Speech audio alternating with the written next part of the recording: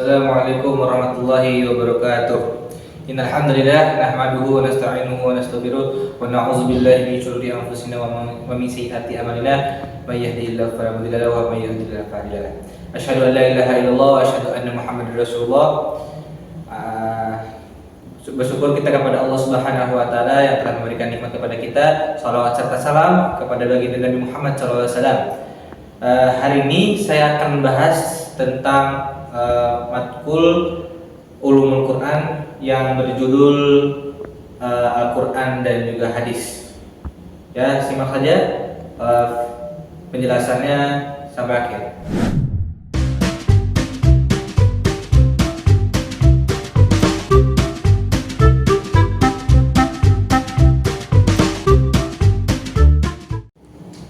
Oke, kita lanjut ke pembahasan Al-Quran, hadis dan hadis khusus. Yang pertama, poin-poinnya adalah definisi Al-Quran, nama-nama dan sifat Al-Quran, definisi hadis qudsi, definisi hadis nabawi, dan perbedaan antara Al-Quran, hadis qudsi, dan hadis nabawi. Oke, lanjut kita ke bahasan pertama. Oke, kita lanjut ke pembahasan yang pertama adalah definisi Al-Quran. Definisi Al-Quran dalam kitab ilmu studi pengantar Al-Quran, dia adalah Syekh Mana Al-Qatta. Qara memiliki arti mengumpulkan dan menghimpun. Qiraah berarti merangkai huruf-huruf menjadi suatu ungkapan kata yang teratur. Al-Quran asalnya sama dengan qiraah, yaitu akar kata dari qara'a qiraatan wa qur'anan. Firman Allah dalam surat Al-Qiyamah ayat 17 sampai 18. Sesungguhnya kamilah yang bertanggung jawab dalam dadamu dan membacakan pada lidahmu. Maka apabila kami telah menyempurnakan bacaannya kepadamu dengan perantara Jibril, maka bacalah menurut bacaan itu. Oke, kita lanjut ke nama-nama Al-Quran. Nama-nama Al-Quran ada 5. Al-Quran yang berada di surat Al-Isra. Sesungguhnya Al-Quran ini memberi petunjuk kepada jalan yang lurus. Dan lanjut ke Alkitab. Telah kami turunkan kepada Alkitab yang di dalamnya terdapat kemuliaan bagimu. Surat Al-Anbiya ayat 10. Al-Furqan juga Maha Suci Allah yang telah menurunkan Al-Furqan kepada hambanya agar dia menjadi pemberi peringatan kepada penduduk alam. Al-Furqan surat Al-Furqan ayat 1. Kita lanjut ke Al-Dzikr. Sesungguhnya kamilah yang telah menurunkan Al-Dzikr dan sesungguhnya kamilah pula yang akan menjaganya. Surat Al-Hijr ayat 9. Dan terakhir At-Tanzil. Dan dia adalah tanzil atau kitab yang diturunkan dari Tuhan semesta alam. Surat Asy-Syu'ara ayat 192. Oke, kita lanjut ke sifat-sifat Al-Quran. Sifat-sifat Al-Quran memiliki banyak sifat. Yang pertama adalah nur atau cahaya. Dalilnya adalah, wahai sekalian umat manusia, sesungguhnya telah datang kepada kamu bukti kebenaran dari Tuhan kamu, dan kami pun telah menurunkan kepadamu Al-Quran sebagai nur atau cahaya yang menerangi. Surat An-Nisa ayat 174.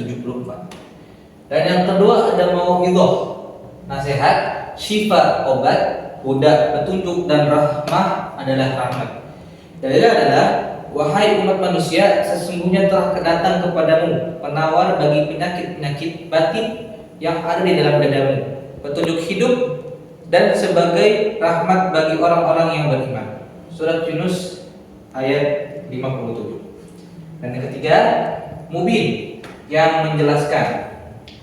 Dalilnya adalah, wahai ahlul kitab, sesungguhnya telah datang pada kamu Rasul kami Muhammad dengan menerangkan pada kamu banyak dari keterangan-keterangan dan hukum-hukum yang telah kamu sembunyikan dari kitab suci, dan dia memaafkan kamu dengan tidak mengungkapkan banyak perkara yang kamu sembunyikan.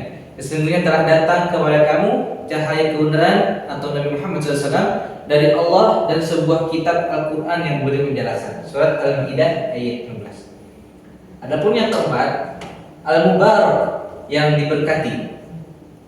Ini adalah, dan inilah kitab yang kami turunkan yang diberkati, lagi mengesahkan kebenaran kitab-kitab suci yang telah diturunkan sebelumnya. supaya engkau memberi peringatan kepada penduduk Ummul Qura atau Mekah beserta orang-orang yang tinggal di sekelilingnya. Orang-orang yang beriman kepada hari akhirat, mereka beriman kepada Al-Quran dan mereka tetap mengerjakan dan memelihara sholatnya. Surat Al-An'am ayat 92. Oke, lanjut ke yang kelima, Al-Busyra. Busyra artinya berita gembira. Yang dari adalah, katakanlah hai Muhammad, barang siapa memusuhi Jibril maka sesungguhnya dialah yang menurunkan Al-Quran di dalam hatimu dan dengan izin Allah, yaitu ketika mengesahkan kitab-kitab yang diturunkan sebelumnya serta menjadi petunjuk dan pembawa berita gembira bagi orang-orang yang beriman. Surat Al-Baqarah ayat 97. Oke, yang lanjut, Al-Aziz, yang mulia adalah sesungguhnya orang-orang yang kafi terhadap Al-Quran ketika sampai pada mereka akan ditimpa azab yang tak terperikan. Al-Quran itu sesungguhnya sebuah kitab suci yang mulia. Surat Al-Fussilat ayat 41. Lanjut kita ke Al-Majid, yang dihormati. Bahkan yang mereka didustakan itu adalah Al-Quran yang dihormati. Surat Al-Buruj ayat 21. Dan yang terakhir adalah Bashir, membawa berita gembira, Nadir, memberi peringatan. Sebuah kitab yang dijelaskan ayat-ayatnya, yaitu Al-Quran, diturunkan dalam bahasa Arab untuk kaum yang mengetahui, yang membawa berita yang menggembirakan, atau bagi orang-orang yang beriman, dan membaca peringatan kepada orang-orang yang ingkar. Itulah yang sifat-sifat Al-Quran. Kita lanjut ke pembahasan hadis. Kita lanjut ke pengertian hadis. Yang pertama adalah ada hadis qudsi. Hadis qudsi secara etimologi, kata qudsi dinisbahkan kepada kata quds atau kesucian. Nisbah ini menunjukkan rasa ta'zim, hormat akan kebesaran dan kesuciannya. Oleh karena kata itu sendiri menunjukkan kebersihan dan kesucian secara bahasa. Dan secara terminologi ialah suatu hadis yang oleh Nabi Muhammad SAW disandarkan kepada Allah Subhanahu Wa Taala. Maksudnya, Nabi meriwayatkan dalam posisi bahwa yang disampaikan adalah kalam Allah. Jadi Nabi adalah orang yang meriwayatkan kalam Allah, tetapi redaksinya lafadznya dari Nabi sendiri. Jika seseorang meriwayatkan suatu hadis qudsi, dia berarti meriwayatkan dari Rasulullah yang disebutkan kepada Allah Subhanahu Wa Taala. Maka hendaknya orang itu berkata, Rasulullah SAW bersabda sebagaimana yang diriwayatkan dari Tuhannya Azza wa Jalla.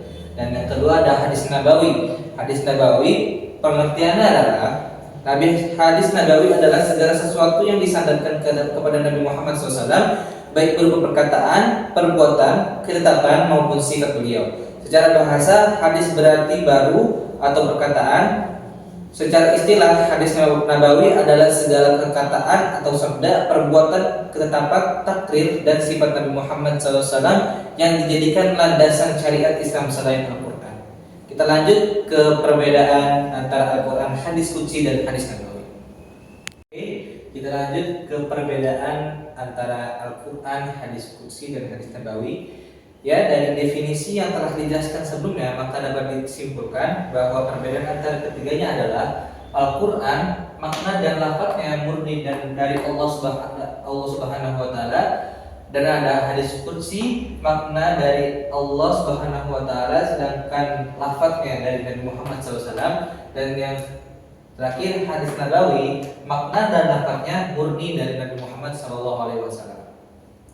Sekian pembahasan mata kuliah Ulumul Quran, bab Al-Quran, hadis qudsi, dan hadis Nabawi. Saya Huzail Zakir Rabbani, Fakultas Dakwah dan Ilmu Komunikasi, Prodi Komunikasi Penyiaran Islam. Mohon maaf apabila ada kesalahan kata.